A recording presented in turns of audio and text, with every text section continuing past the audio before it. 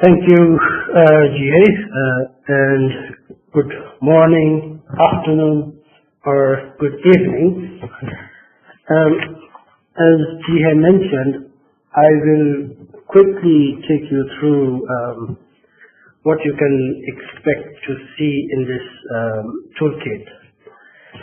Basically, the Secretariat worked with the Global Support Program to prepare this tool, and that was in response to a number of requests that we have been getting from developing countries. Just to let you know that you can download this tool from the UNFCCC website.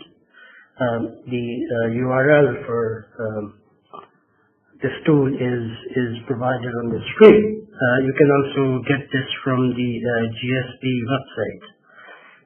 So both the websites are there.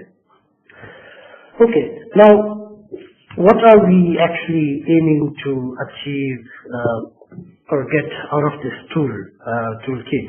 Basically, the primary objective here is to facilitate QA and QC of greenhouse gas inventories, and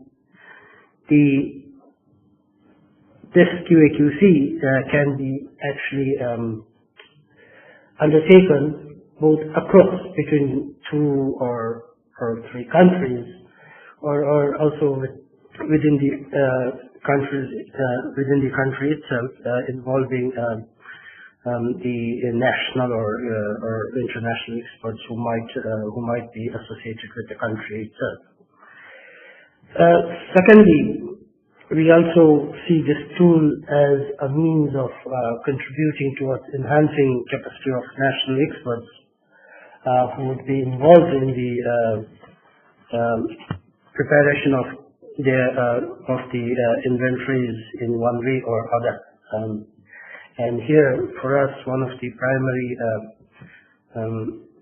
primary goals or key importance of us is to, see how we can help countries put in place a system in place that can support the work on greenhouse gas inventories on a continuous basis. Just a few points to note in the event you plan to intend to make use of this tool.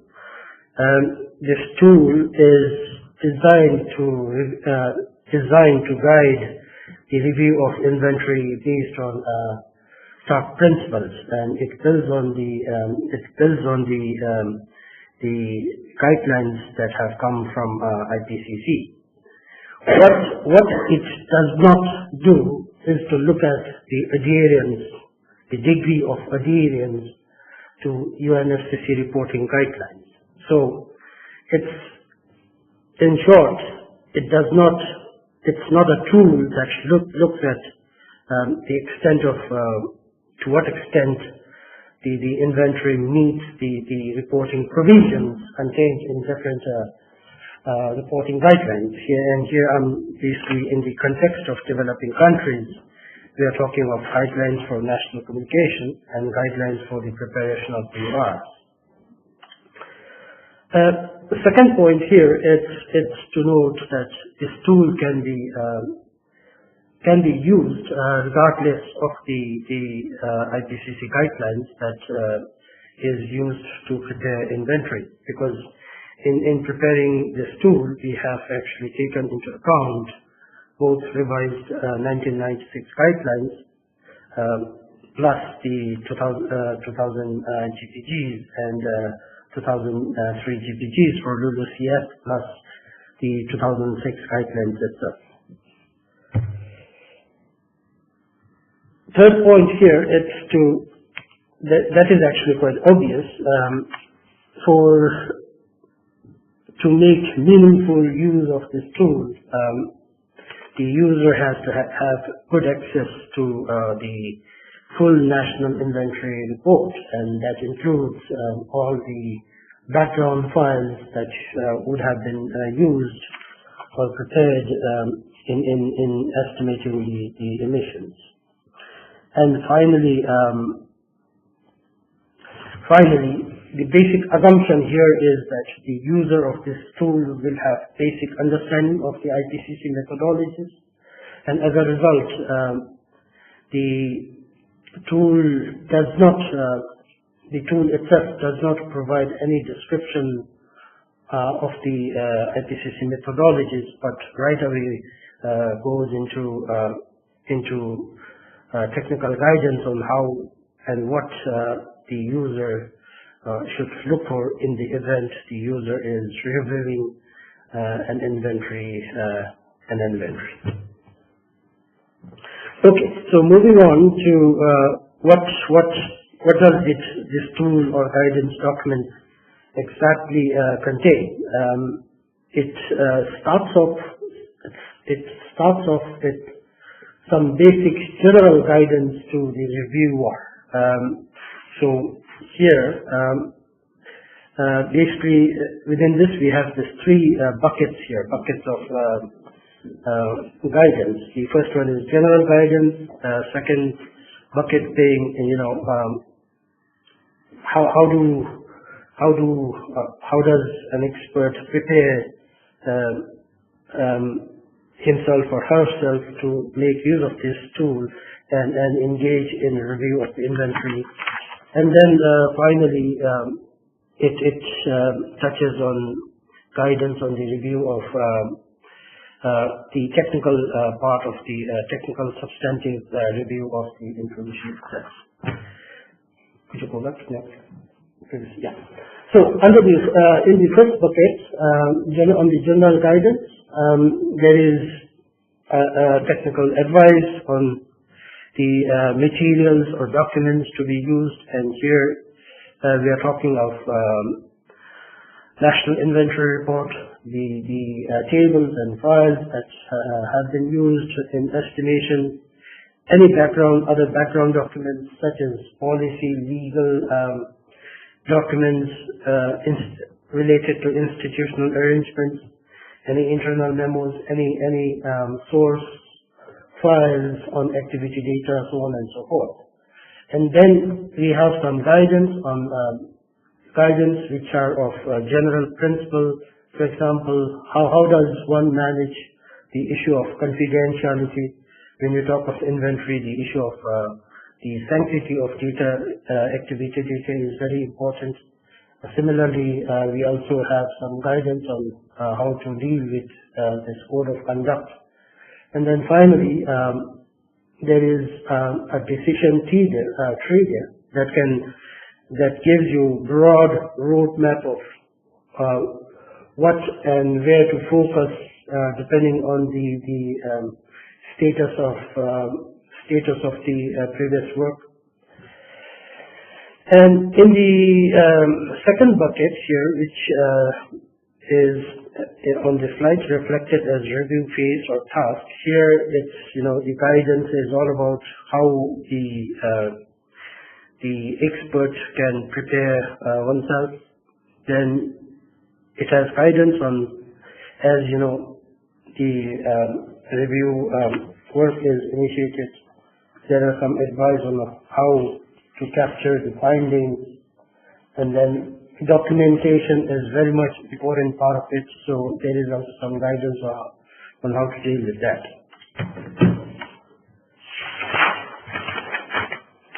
And then moving on to the third bucket of a guide here, which is the guide on the substantive guide on how to deal with the inventory itself. Here the document is structured along three general aspects of inventory review: inventory management system, the methods and top principles, and then finally sectoral issues. Under the inventory management system, we cover inventory arrangement itself, to look at the inventory arrangements in place and see if the arrangements that are in place is in a position to support the work on inventory on a continuous basis. That is one key aspect from the sustainable point of view. Then, second thing here is the QA/QC itself. Basically, here the review would entail whether the country has put in place QA/QC procedures. What are the verification methods that has been adopted, and then finally it touches on documentation itself. And then third element here is key category analysis. Here again, this builds on guidance contained in GPG Chapter 7 and 2006 Guidelines Volume 1, Chapter 4. And here the check entails looking at the purpose of the KCA, methods that have been used to get for the KCA, and finally the documentation aspect. And then we also touch on uncertainty analysis. Again, that builds on GPG and 2006 guidelines. Similarly, here we look at the guide touches on purpose, methods, and approaches used for uncertainty analysis, documentation, and so on. Fifth element here under this is the improvement plan. And here some of the key things would be things like a check to see if there is an improvement plan, if there is an improvement plan in place, has there been update, if so, at what degree of frequency, whether there has been some prioritization undertaken in the improvement plan. And that prioritization, I think it's very important, considering that the whole taking into account the resource involved in putting in place and enhancing the arrangements necessary to support the work. And then finally, we also touch on archiving system documentation. Again, from the sustainability perspective, the archiving documentation system is very important because of the fact that having a good archiving documentation system can serve as a very useful starting point for the future work. And then moving on to the final bucket here, which is the substantive part of the guide here, where we have we look at assessment of the methods and also to what extent the inventory adheres to the principles of TAP. And then finally, we touch on, get into sectoral issues. And under sectoral issues, we start off with cross-cutting issues and then finally get into the different sectors. Next slide. And the final part of this toolkit contains templates, the templates that the expert can use for this. Here we have some templates to document, to facilitate documentation and exchange with the parties, particularly if there are any questions. And then finally, very extensive documentation to capture the findings of the review itself. This tool we plan to make this tool available in French and Spanish. In fact, it's almost ready. We should be able to release them in coming next within 2 to 3 weeks. We have we did not have opportunity to use this on the ground. So in the event any of you happen to make use of this, we would very much welcome and look forward to receiving feedback on this. Feedback in terms of user friendliness, relevance, depth, in effect, any feedback that would allow us to improve this and make it meaningful on the ground. So we look very much forward to receiving feedback from you. This actually brings me to the end of my presentation. So thank you very much.